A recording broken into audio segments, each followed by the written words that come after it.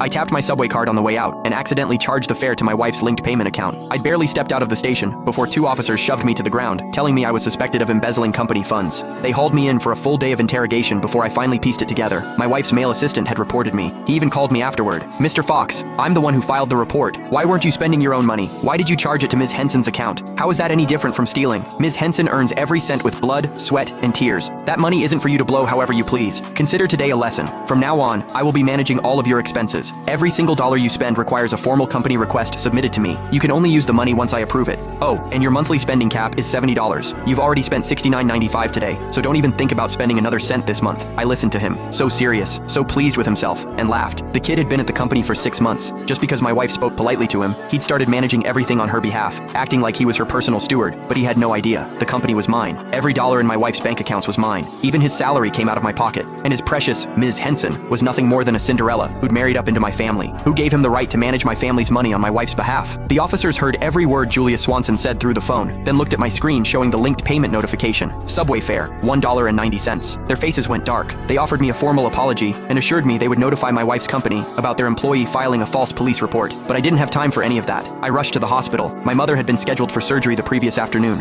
She needed my signature. I never expected to get dragged away the second I stepped off the subway. A full day and night lost. I didn't dare imagine how much her condition might have deteriorated. I burst through the hospital doors and nearly collided with the doctors, who grabbed me by the arms. "Hurry, Mr. Fox, sign now so we can prep for surgery." I signed as fast as my hand could move, then ran to the billing counter. I handed over every bank card in my wallet. The nurse slid them all back across the counter. "Mr. Fox, there's nothing in any of these accounts." My blood went cold. "That's impossible. These cards have tens of millions between them at the very least. How can there be nothing left?" Julia Swanson's words from earlier flashed through my mind, and it hit me. He must have transferred every last cent out of my accounts. I pulled out my phone and called my wife. A few rings, then the line connected. "Honey, But instead of her voice, Julia Swanson's impatient tone cut through the speaker. "Mr. Fox, are you serious right now? Give it a rest. So your spending got restricted. Is that really worth running to tattle about? Let me save you the trouble. Complaining won't change anything. Ms. Henson personally told me to rein you in." I swallowed the anger clawing up my throat. There was no time to argue with him. I got straight to the point. "I'm at the hospital. I need money. Transfer my funds back. Now. Or put my wife on the phone. I need to speak with her." His voice came back through the line, dripping with self-importance. "Ms. Henson is busy. She doesn't have time for your little problems. She's given me full authority to handle this. You need money? Sure. Do what I told you. Submit a formal company request.